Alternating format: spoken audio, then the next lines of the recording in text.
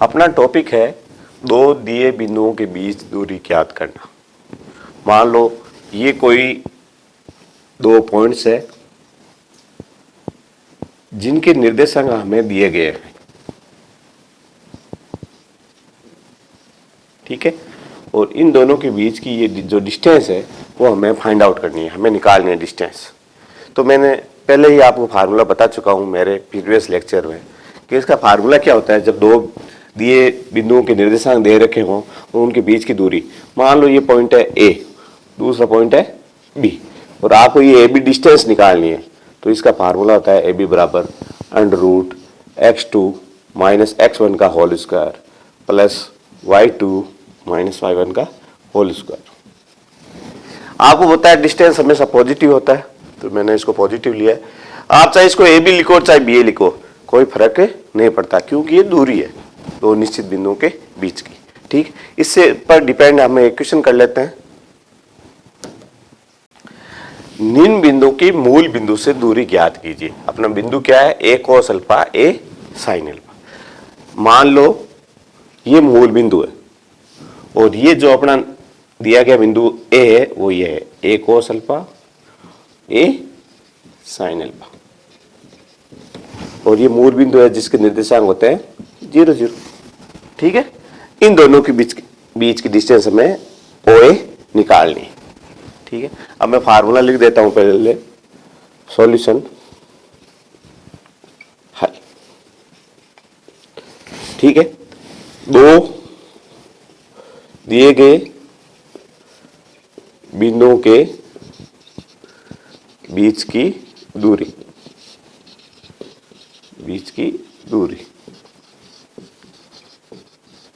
बराबर, हम फार्मूला ये पढ़ चुके हैं, √x2 माइनस x1 का whole square plus y2 minus y1 का होल स्क्वायर, ठीक है। हमें ये डिस्टेंस कौन सी निकालनी है, OA, ठीक है। ये हो गया मेरा x2 की वैल्यू क्या है, a कोस अल्फा, ठीक है। x1 की वैल्यू 0, ठीक है। y2 की वैल्यू a साइन अल्फा और y1 की 0 का होल स्क्वायर। इससे मैं कंपेयर कर सकता हूं, ये x1 y1, x2 y2, इससे कंपेयर कर सकते हो आप। तो OA बराबर a कोस अल्फा का square, a square cos square alpha plus a sine alpha का square, a square sine square alpha. OA बराबर a स्क्वायर कॉमन ले लूं तो ये हो गया cos square alpha plus sine square alpha, इसकी वैल्यू होगी 1। OA बराबर a स्क्वायर, इसकी वैल्यू है 1। a स्क्वायर अंडर रूट से बाहर आएगा तो a, तो OA बराबर हो गई a, आंसर। स्टूडेंट इसी का एक सब पार्ट है। कई बार क्वेश्चन ऐसे आता है कि सिद्ध करो कि निम्न बिंदु या निम्न शीर्ष एक आयत के शीर्ष है, या निम्न बिंदु एक आयत के शीर्ष है, निम्न बिंदु एक समकोण त्रिभुज के शीर्ष है। ऐसे क्वेश्चन हमारे सामने आते हैं। अब उनका आंसर देने से पहले हमें क्या, आयत, समकोण त्रिभुज, वर्ग, जिसका भी क्वेश्चन हो उसकी विशेषताएं, जो भी प्रॉपर्टीज होती है वो हमें आनी चाहिए, ठीक है। तो मैं आपको वो प्रॉपर्टी सिखा रहा हूं, थोड़ा ध्यान देना इस तरफ। मैं प्रॉपर्टीज 3 तरीके की प्रॉपर्टीज बताऊंगा। सबसे पहले तो उनकी भुजाओं में क्या आपस में संबंध है, साइड्स की क्या प्रॉपर्टीज है, भुजाओं की क्या प्रॉपर्टीज है उनकी। दूसरी, उनके कोणों में क्या संबंध है, और तीसरी, उनके विकर्ण में क्या संबंध है। ये फर्स्ट, ये वाली। सेकंड, कोण में क्या संबंध है, और थर्ड, उनके विकर्णों में क्या संबंध है, ये मैं बताऊंगा आपको, ठीक है। तो आप देखो, मैं शुरुआत कर रहा हूं आयत से। आयत, रेक्टेंगल, ठीक है। आयत, ये हो गया आयत। सबसे पहले इनकी भुजाओं में क्या संबंध है। इसके आमने सामने की भुजाएं क्या होती है, बराबर। ऑपोजिट साइड्स क्या होती है, बराबर, ठीक है, ऑपोजिट साइड्स आर इक्वल, ठीक है। या मैं लिख देता हूं सम्मुख भुजाएं समान। चलो दूसरी विशेषता, हमें कोण की विशेषता लिखनी है, तो प्रत्येक कोण समकोण, प्रत्येक कोण समकोण। और तीसरी हमें विशेषता लिखनी है विकर्ण की। ये इसके दो विकर्ण हो गए, ये विकर्ण बराबर होते हैं, इनमें विकर्ण क्या होते हैं, विकर्ण समान। ये डायगोनल और ये डायगोनल आपस में क्या है, इक्वल है, समान है ये, ठीक है।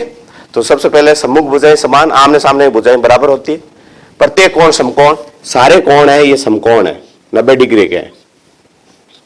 और तीसरी विशेषता विकर्ण भी आपस में समान होते हैं, ठीक है। ये विशेषताएं हमें कई बार कंपटीशन एग्जाम में काम में आती है, हमारे यहां भी काम में आएगी। दूसरी है वर्ग, स्क्वायर। इसमें क्या होता है, देखो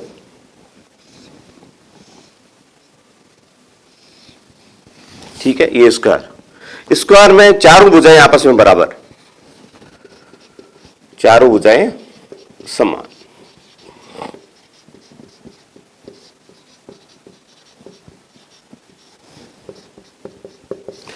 फिर है कोण, कोण में वही विशेषता है, प्रत्येक कोण समकोण, प्रत्येक कोण समकोण।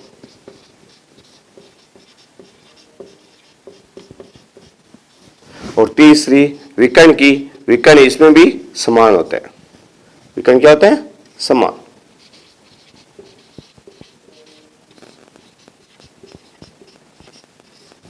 ठीक है, सम्मुख भुजाएं समान, प्रत्येक कोण समकोण, विकर्ण समान, चारों भुजाएं समान, प्रत्येक कोण विकर्ण समान। तो अंतर क्या है, इसमें तो सम्मुख भुजाएं समान होती है और इसमें चारों भुजाएं समान होती है, ये अंतर है।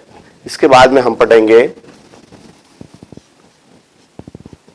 समांतर चतुर्भुज।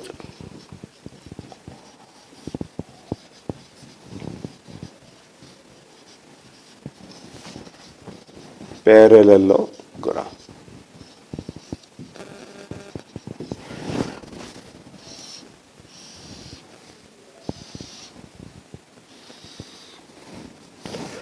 ये समांतर चतुर्भुज है, इसकी फर्स्ट विशेषता है सम्मुख भुजाएं समान।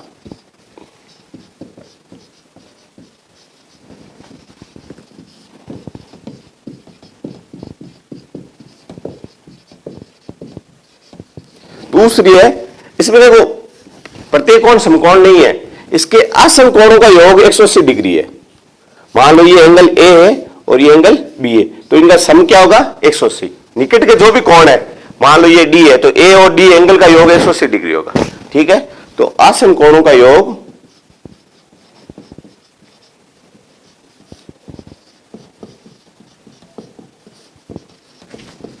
योग 180 डिग्री, ठीक है। और तीसरी विशेषता विकर्ण की विशेषता लिखनी है, विकर्ण असमान होते हैं। विकर्ण क्या होते हैं, बराबर नहीं होते, असमान, परंतु एक दूसरे को समद्विभाजित करते हैं।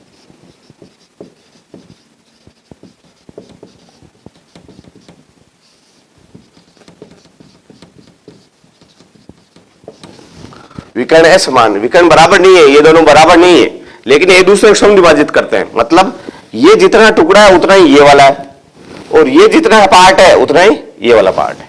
समझ आ गया? तो समद्विभाजित तो करते हैं लेकिन इक्वल नहीं है ये, ठीक। अगला है समचतुर्भुज।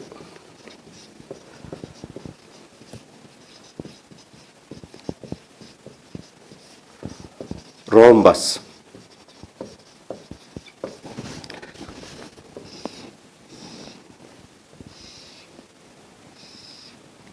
चारों भुजाएं समान, क्या है, चारों भुजाएं समान।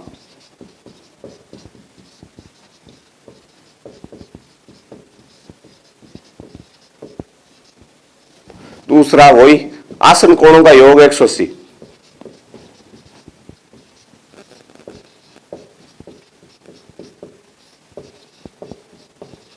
योग 180 डिग्री। ठीक है। और थर्ड, विकर्ण है समान, विकर्ण बराबर नहीं होते,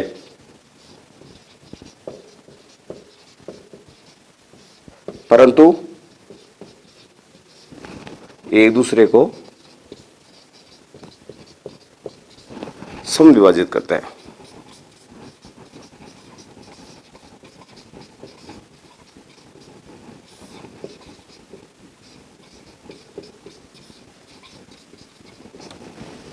चारों भुजाएं समान है, आसन कोणों का योग 180 डिग्री, जैसे ये आसन है तो इनका योग 180, वैसे ये और ये भी आसन कोण है तो इनका योग भी 180 डिग्री होता है।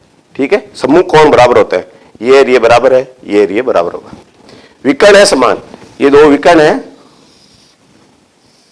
ये बराबर नहीं है लेकिन एक दूसरे को समविभाजित करते हैं। जितना ये पार्ट है उतना ये पार्ट होगा और जितना ये भाग है उतना ही ये भाग होगा, एक दूसरे को समविभाजित करते हैं। ठीक है। ये मैंने चार चतुर्भुज है उनकी विशेषताएं बताई, आगे काम में आएगी।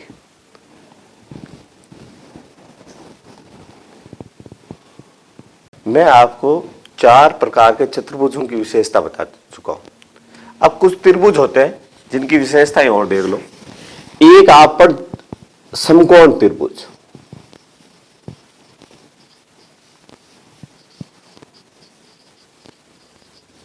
Right angle triangle,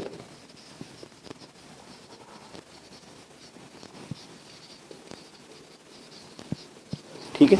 right angle triangle की क्या विशेषता होती है कि इसमें एक एंगल क्या होता है 90 डिग्री समकोण होता है। तो इसको प्रूव कैसे करेंगे हम? ये हमेशा पाइथागोरस प्रमेय इस पर लागू होती है। समकोण त्रिभुज पर कौन सी प्रमेय लागू होती है? पाइथागोरस प्रमेय।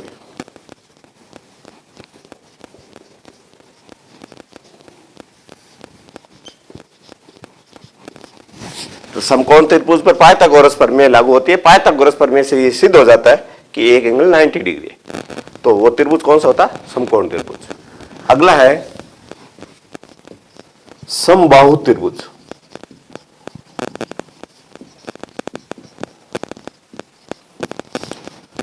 Equilateral triangle.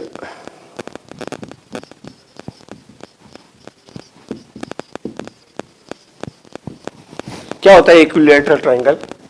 जिसकी तीनों भुजाएं बराबर हो आपस में।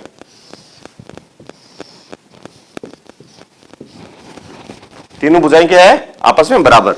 मान लो ये भुजा ए है, ये बी है और ये सी है, तो ए बी बराबर बी सी बराबर सी। इसके तीनों एंगल भी, भुजाएं समान है तो एंगल भी समान होंगे। Angle A equal to angle B equal to angle C equal to 60 degree. ये होता है इक्विलैटरल ट्रायंगल। अगला है समद्विबाहु त्रिभुज।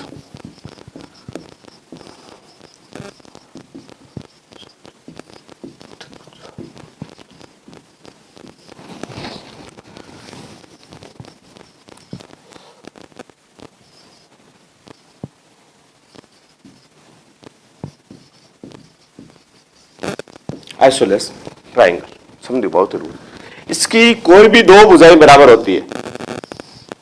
मान लो ये भुजा और ये भुजा बराबर है, तो इनसे लगते हुए एंगल भी बराबर होंगे।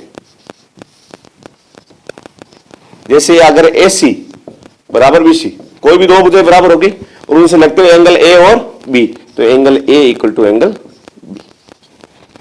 ठीक है। तो तीन प्रकार के त्रिभुज हम पढ़ चुके हैं।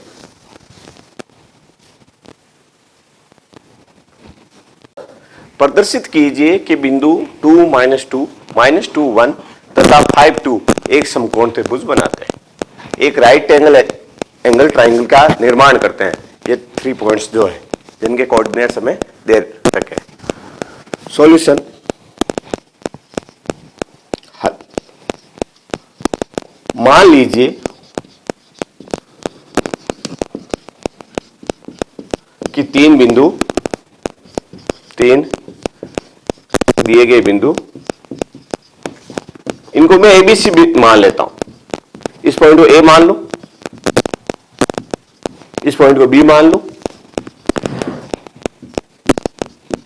और इस पॉइंट को सी मान लेता हूं। ठीक है, इन तीनों पॉइंट को ए बी सी मान लिया। अब मैं डिस्टेंस निकालता हूं ए बी। फार्मूला क्या है दो पॉइंटों के बीच के डिस्टेंस का? ये पॉइंट x1 y1 है, दूसरा पॉइंट x2 y2 है। इन दोनों के बीच की डिस्टेंस का फार्मूला क्या है बताया था मैंने, डिस्टेंस डी मान लो।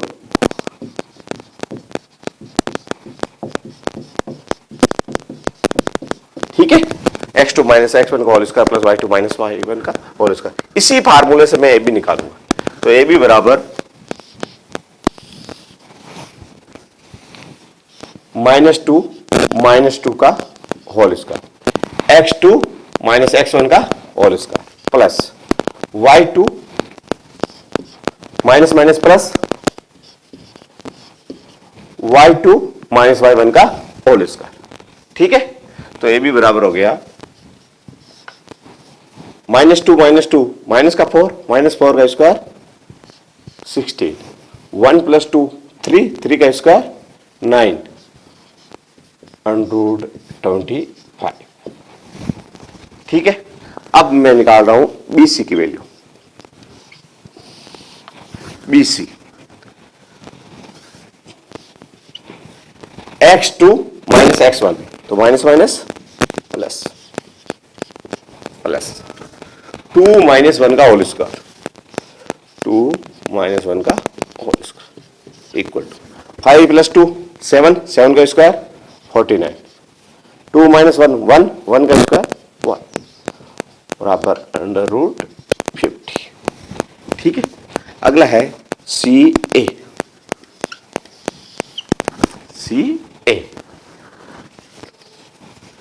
ये x2 माइनस x1, तो ये हो गया 2 माइनस 5 का whole square plus -2 minus 2 x2 minus x1 y2 minus y1 -3 का स्क्वायर 9 -2 माइनस का 4 का स्क्वायर 16 बराबर अंडर रूट 25। ठीक है, अब देखो A B square plus C A square, A B square क्या हो गया 25, सी ए स्क्वायर क्या हो गया 25 इक्वल टू 50 बराबर बी सी स्क्वायर। ठीक है, तो पाइथागोरस प्रमेय से कौन है 90 डिग्री, पाइथागोरस प्रमेय से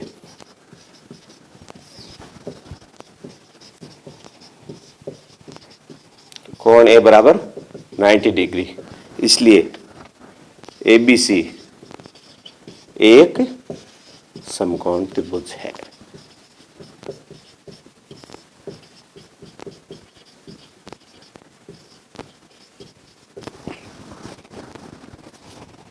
माना कोई त्रिभुज है, ट्राइंगल है, ट्राइंगल जिसके तीनों शीर्ष के निर्देशांक हमें दिए गए हो। मान लो ये एक शीर्ष है जिसके निर्देशांक हो x1 y1, दूसरे के निर्देशांक हो x2 y2 और तीसरे के निर्देशांक हो x3 y3। और हमसे ये पूछा है कि इसका एरिया क्या होगा, इस ट्राइंगल का एरिया क्या होगा, त्रिभुज का क्षेत्रफल क्या होगा। तो इसका फार्मूला है students 1/2 x1 x2 x3 y1 y2 y3 1 1 1। ये एक सारणिक है, सारणिक आप पहले पढ़ चुके हो मैट्रिक्स डिटरमिनेंट वाले टॉपिक में। Equal to 1/2 x1 x2 x3 y1 y2 y3 1 1 1। ठीक है, ये त्रिभुज का क्षेत्रफल है जिसके शीर्षों के निर्देशांक दिए गए हों। दूसरा है संरेखता का प्रतिबंध। स्टूडेंट्स ये लो, अगर ये तीनों बिंदु एक ही लाइन में होंगे, संरेख होंगे, कोलिनियर एक ही लाइन में होंगे, तो ये एरिया क्या हो जाएगा 0। ठीक है, तो एरिया 0 1/2 तो 0 नहीं हो सकता, तो 0 होगा क्या ये। तो संरेखता का प्रतिबंध है तीन बिंदुओं के लिए x1 x2 x3 y1 y2 y3 1 1 1 equal to 0। मैं रिपीट कर रहा हूं, मान लो ये तीनों बिंदु एक ही लाइन में है, तो इनसे ट्राइंगल नहीं बनेगा। ट्राइंगल नहीं बनेगा इसका मतलब ट्राइंगल का एरिया क्या हो गया? 0। अब 1/2 तो 0 नहीं हो सकता, तो 0 होगा क्या? ये डिटरमिनेंट, तो डिटरमिनेंट इक्वल टू 0। ठीक है, तो आप देख लीजिए फार्मूले। उस त्रिभुज का क्षेत्रफल ज्ञात कीजिए जिसके शीर्ष निम्न है। हमें कोई त्रिभुज दे रखा है जिसके शीर्ष है 1 1 3 2 एंड 4 4। ठीक है, तीनों शीर्षों के निर्देशांक दिए गए हैं और हमें त्रिभुज का क्षेत्रफल निकालना है। ठीक है, सॉल्यूशन।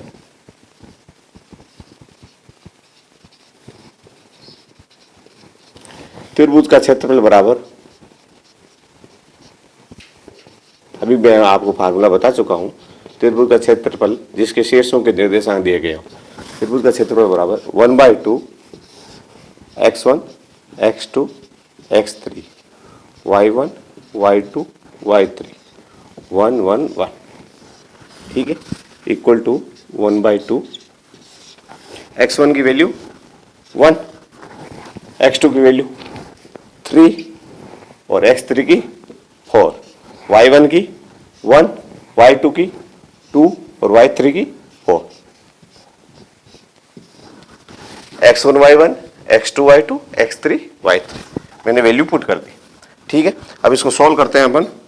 1/2 कॉमन है बाहर की तरफ। फर्स्ट रो को एज इट इज लिख दो, 1 1 और 1।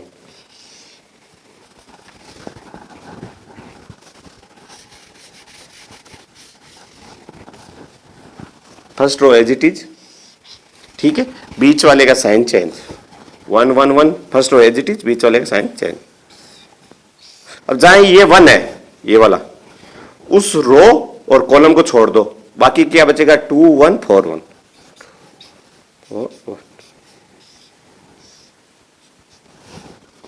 ये 1 जहां है उस रो और कॉलम को छोड़ दो, बचेगा क्या? 3 1 4। ये 1 जहां है उस रो और कॉलम को छोड़ दो, बचेगा क्या? 3 2 4। ओके, ठीक। ये 1/2 बाहर कॉमन। अब देखो, ये 2 गुणा होगा 1 से, माइनस ये 4 गुणा होगा 1 से, तो 1 बार, 2 गुणा होगा 1 से तो 2, माइनस 4 इंटू 1 4, माइनस 1। ये 3 गुणा होगा 1 से तो 3, और ये 4 गुणा होगा 1 से तो माइनस का 4, प्लस ये 3 गुणा 4 से 12 और माइनस 4 इंटू 2 8।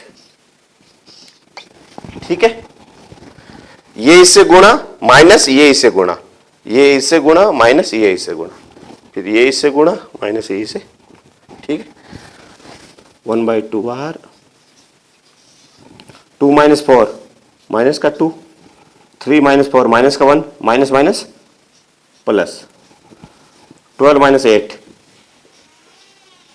4, तो 4 प्लस 5 1 5 माइनस 2 3 बराबर 3/2 वर्ग इकाई आंसर।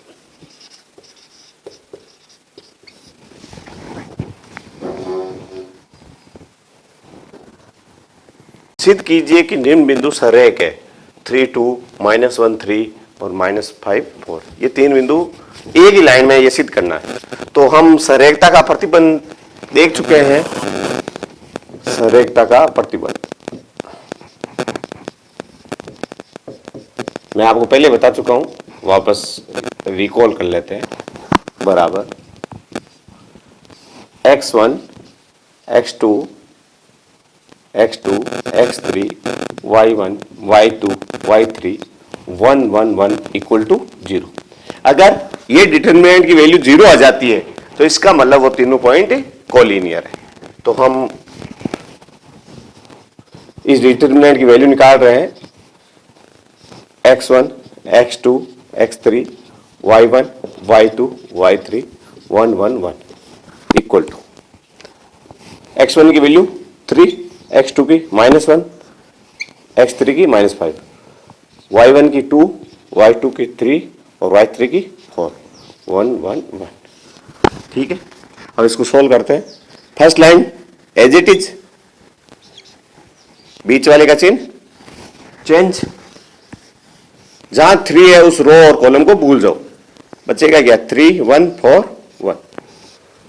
जहां 2 है उस रो और कॉलम को भूलो, बचेगा क्या -1 1 -5 1। जहां 1 है उस रो और कॉलम को भूलो, बचेगा क्या -1 3 -5 और 4। ठीक है, ये लिखना आ गया? कोई दिक्कत आ रही है इसमें? चलो, अब मैं बता चुका हूं गुणा, इसका इससे गुणा माइनस इसका इससे गुणा। ठीक है, तो 3 का 1 से गुणा 3, 4 का 1 से गुणा 4, बीच में चिन्ह माइनस का। -1 का गुणा 1 से -1 और -5 का गुणा -5 से, तो ये माइनस का -5। ठीक है, +1। -1 का गुणा 4 से -4 और बीच में चिन्ह माइनस का, और -5 का 3 से -15। ठीक है, अब इसको सॉल्व कर लेते हैं। 3 - 4 -1 और -1 इंटू 3 माइनस का 3, -1 प्लस का 5, 4 4 -2 माइनस का 8, प्लस का 15 माइनस का 4, 15 - 4 11, 11 इंटू 1 11। सॉल्व कर लो, इक्वल टू 0। इसका मतलब क्या हुआ? इसलिए तीनों बिंदु सरेख है।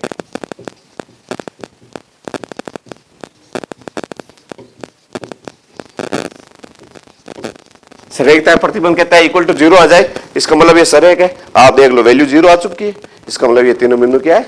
सरेख है। यदि बिंदु 0 0 4 2 1 के सरेख है तो के का मान ज्ञात कीजिए। हमें पहले से ही कोलिनियर दे रखा है और के की वैल्यू पूछिए। कोलिनियर दे रखा है, इसका मतलब क्या दे रखा है? हमें जो प्रतिबंध का मान है वो पहले से ही 0 दे रखा है। सॉल्यूशन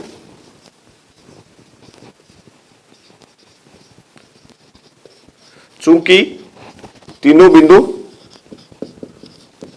सरेख है, अतः इसलिए सरेखता का प्रतिबंध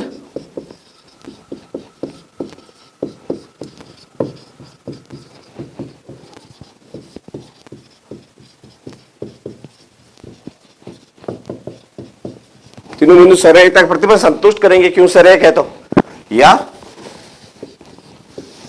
x1 x2 x3 y1 y2 y3 1 1 1 equal to 0।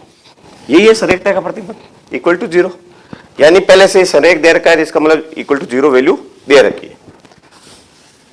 x1 की वैल्यू 0, x2 की 4, x3 की 1, y1 की 0, y2 की 2, y3 की k 1 1 1 इक्वल टू 0।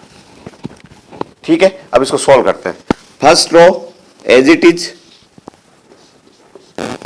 -0। जहां 0 है उस रो और उस कॉलम को छोड़ दो, बचेगा क्या 2 1 k 1। जहां ये 0 है उस रो और कॉलम को छोड़ दो, बचेगा क्या 4 1 1 1। जहां ये 1 है उस रो और कॉलम को छोड़ दो, बचेगा क्या 4 2 1 k। इन सब की वैल्यू क्या है? Equal to 0। अब ये तो 0 से गुणा होकर पूरा 0 हो जाएगा, ये भी 0 से गुणा होकर पूरा 0, बचेगा क्या 1 4 का k से, इसका इससे गुणा, बीच में चिन्ह माइनस, 1 का गुणा 2 से, मैं पहले बता चुका हूं। तो ये 2 बराबर 0, यानी 4k - 2 बराबर 0, 4k बराबर 2, k बराबर 2/4 इक्वल टू 1/2 आंसर। समझ में आ गया?